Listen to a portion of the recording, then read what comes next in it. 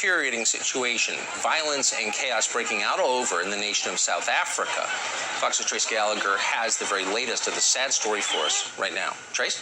And Tucker, it's impossible not to draw parallels of what's happening right now in South Africa and what happened here in the U.S. after the death of George Floyd, and what could easily happen again in this country when police are outnumbered and overwhelmed.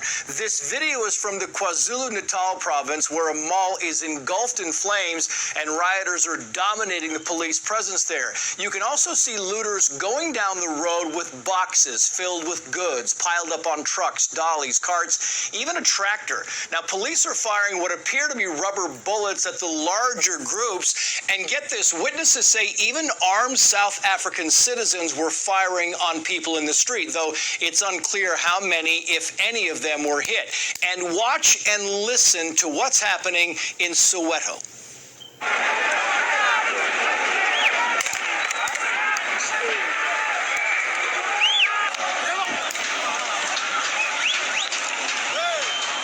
And remember the context here. This is supposed to be a protest about South Africa's former president, Jacob Zuma, being imprisoned for contempt of court, and yet crowds of people are using it as an opportunity to steal everything from furniture to electrical appliances.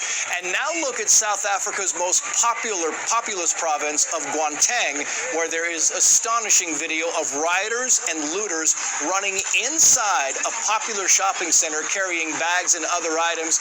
And again, police are pointing weapons at the looters, but it's a total mismatch. And just like we saw in America, South Africa's small business owners and the poor are bearing the brunt of this because their businesses have been destroyed and critical public services like electricity and water have been disruptive. So far, we have confirmed 10 people have been killed in the chaos. That number will almost certainly rise. Tucker. Trace Gallagher, thanks so much.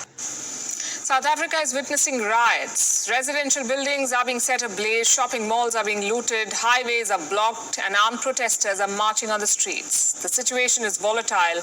The unrest, the worst in many years. At least 6 people have died, dozens have been injured, more than 200 have been put behind bars, and reports indicate that these figures are only set to worsen.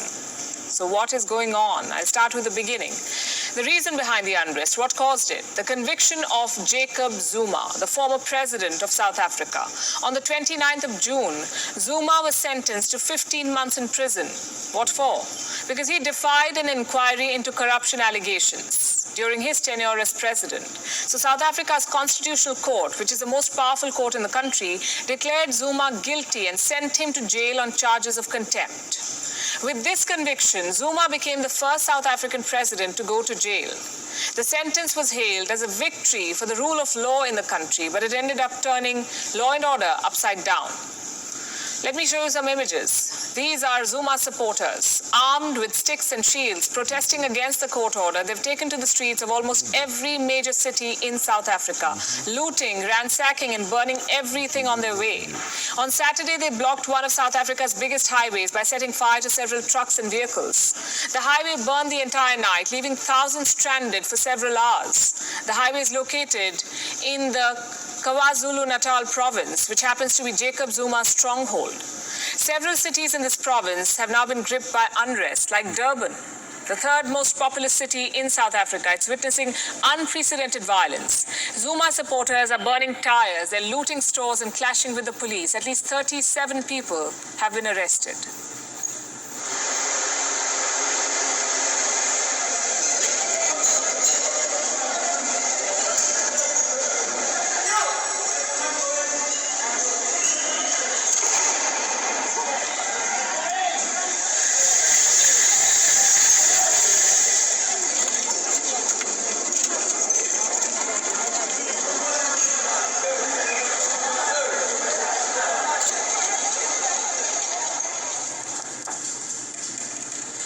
Same story in Johannesburg, South Africa's economic hub.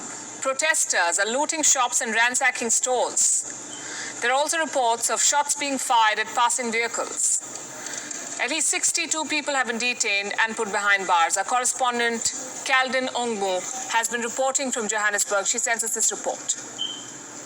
This is what has been left from violent protests that took place throughout the weekend and at night, even after President Ramaphosa sent out strong message to those involved in this. Police continued to make arrests even at night as protesters continued looting businesses, vandalizing properties and burning tires and blocking roads.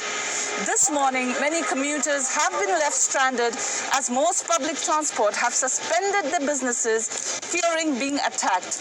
Throughout the night, police and protesters kept playing cat and mice as some protesters were feared carrying firearms that went off time and again. The protest that first started in KwaZulu-Natal province by former President Jacob Zuma's supporters slowly spread to Gauteng. Now, as someone famously said, when the looting begins, the shooting begins. In view of this escalating violence, the police has been forced to fire shots to disperse protesters. Reports say this has led to the death of at least 6 people.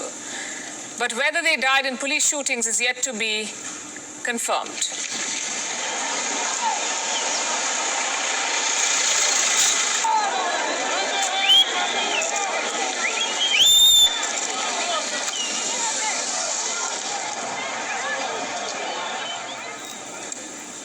Jacob Zuma's family says this is just the beginning. Edward Zuma, who is the former president's older son, says the situation will get worse if his father is not released. A statement he made a few days back is going viral, where Zuma Jr. has threatened authorities that they will have to kill him before they lay their hands on his father. They can give Zuma 15 months, they can give Zuma 24 months, or they can give Zuma 100 months. He's not going to even serve 1 day or one minute of that. They would have to kill me before they put their hands on him. They are not going to lay their hands on Zuma over my dead body.